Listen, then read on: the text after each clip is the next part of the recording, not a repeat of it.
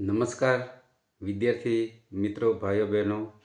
હું Sanjay Raval Shrimati જે.કે. છોટાલા high school કોળિયાકમાં supervisor તરીકે ફરજ બજાવું છું. આપને આ કિંમતી સમય દરમિયાન આ મારો જે વિડીયો છે જે જોશો તો કદાચ પરીક્ષા ખંડની અંદર આપણને ખૂબ જ ઉપયોગી થઈ પડશે. તે માટે આપની 10 મિનિટ આ વિડીયો અચૂકપણે નિહાળશો અને તેમાં જે કોઈ સૂચન આપને કરવામાં આવેલ છે, જે કોઈ માર્ગદર્શન પૂરું પાડવામાં આવેલ છે, તે મુજબ જો કાર્ય કરશો તો સંપૂર્ણપણે 100% આપ સારી રીતે ઉત્તીર્ણ થશો તેવી મારી અભ્યર્થના છે. મિત્રો, આખા વર્ષ દરમિયાન તમે ઘણી બધી મહેનત કરી છે, ઘણો બધો આનંદ કર્યો છે. આખા વર્ષનો જે નિચોડ છે એ તમારે 27 તારીખથી જે આપની વાર્ષિક પરીક્ષા શરૂ થઈ રહી હોય તેમાં ફક્ત 3 કલાકમાં તેનો નિચોડ, આખા વર્ષ દરમિયાનનો નિચોડ તમારે ત્યાં રજૂ કરવાનો છે. તો આવો મિત્રો, આ 3 કલાકનું સમય મેનેજમેન્ટ આપણે કેવી રીતે કરવું તે થોડું આપણે વિચારી લઈએ, સમજી લઈએ કે આપણે આ દરેક વિષયની અંદર આ 3 કલાકમાં આખા વર્ષનું પરફોર્મન્સ આપણે રજૂ કરવાની છે. તો થોડું વિચારી આપણે સમજીએ કે આ 180 મિનિટ આપણું પ્રદર્શન કેવું હોવું જોઈએ. તો ફક્ત એક ચિત્તે શાંતિથી જેટલું સમજી શકીએ, વિચારી શકીએ તે મુજબ અનુકરણ કરીએ તો હું નથી માનતો કે કોઈ અસફળતા તરફ આગળ વધી શકે.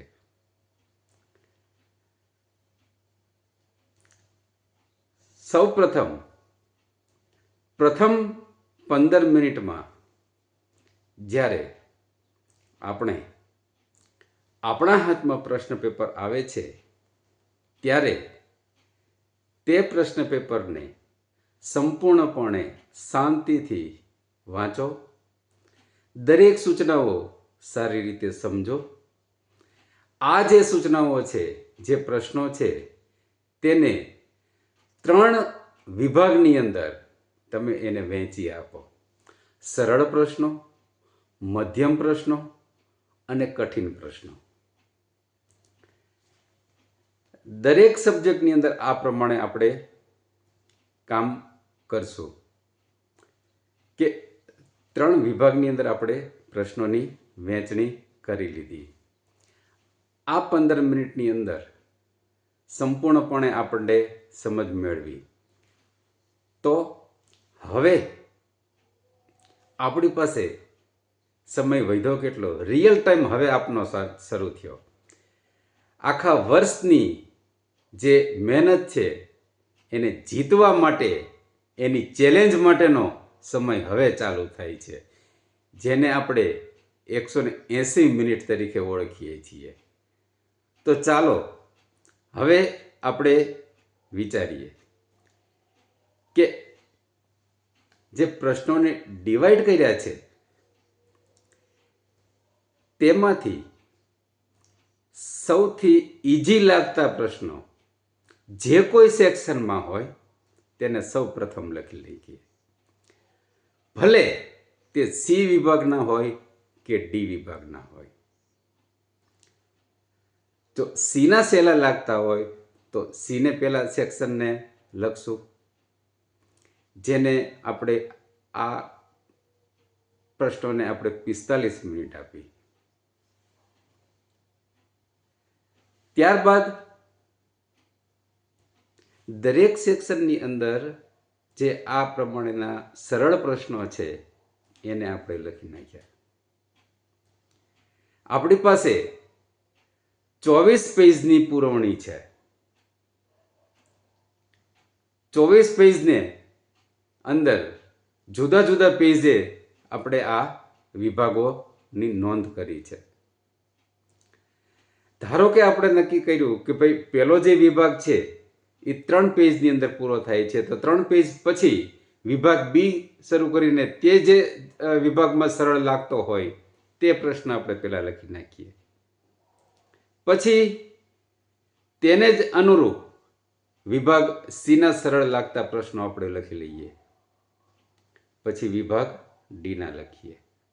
એટલે તમામ સરળ પ્રશ્નો આપણે આખા પ્રશ્ન પેપરના લખી નાખ્યા.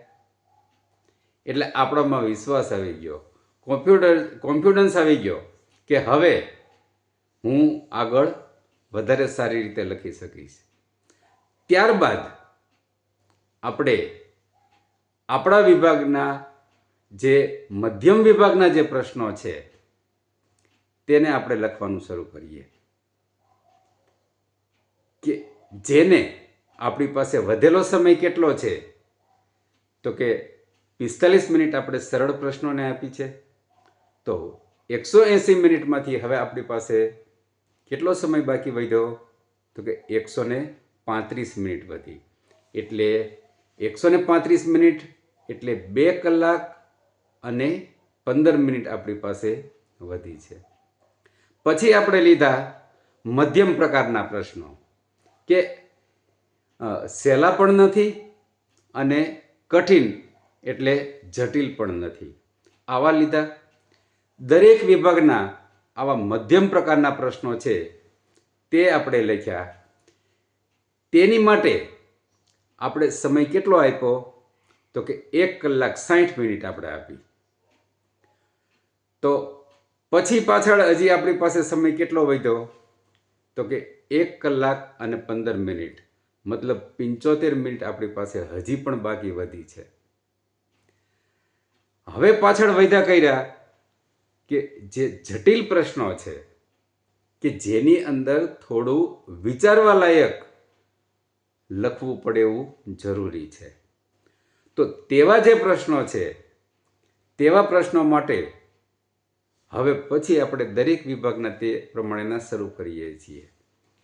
તો જટિલ પ્રશ્નો લખવામાં 1 કલાકનો આપણે સમય આપીએ છીએ, પણ 1 કલાકની એની અંદર જરૂર પડતી નથી, છતાં પણ આપણે 1 કલાકનો સમય આપ્યો. આખા પ્રશ્ન પેપરના તમામ પ્રશ્નો, તમામ વિભાગના પ્રશ્નો આપણે એવી જ રીતે આપણી ઉત્તરવહીની અંદર આપણે જવાબ નોંધ્યા. છતાં પણ આપણી પાસે કેટલો સમય વધ્યો, 15 મિનિટ. તો વિદ્યાર્થી મિત્રો, આ 15 મિનિટની અંદર આપણે શું કરવાનું છે, તો કે આ 15 મિનિટની અંદર દરેક વિભાગની અંદર જે કોઈ આપણે આન્સરો લખ્યા છે આ તમામ આન્સરોના જે જરૂરી જે મુદ્દા છે એની નીચે અંડરલાઈન આપણે કરશું.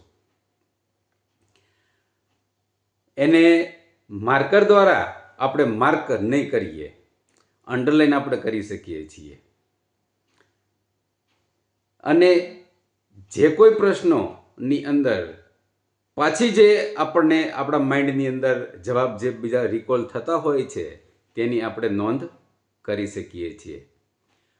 જો આવી જ રીતે દરેક વિષયની અંદર જો આ કામ કરશું તો હું નથી માનતો કે કોઈ પણ વિદ્યાર્થી આની અંદર અસફળતાને પ્રાપ્ત થઈ શકે. દરેક વિદ્યાર્થી આમાં સફળતા મેળવી શકે છે. તો વિદ્યાર્થી મિત્રો, આ થઈ એક પરીક્ષા ખંડની અંદર જે સમય મેનેજમેન્ટ છે એ સમય મેનેજમેન્ટની વાત. તો સમય મેનેજમેન્ટ કેવી રીતે આપણે કરવો તે આ વિડીયોમાં આપને જણાવવામાં આવેલું છે. તે મુજબ જો આપ કાર્ય કરશો તો આપ સફળતાને ખૂબ જ નજીક પહોંચી શકશો અને મારા તમામ JK ચોટાલા શાળા પરિવારના વિદ્યાર્થીઓને તમામ શાળા પરિવાર અને ટ્રસ્ટ વતી હું દરેકને ખૂબ ખૂબ અભિનંદન આપું છું અને અમારા શાળા પરિવાર વતી દરેક વિદ્યાર્થીઓને best of luck. Thank you મિત્રો.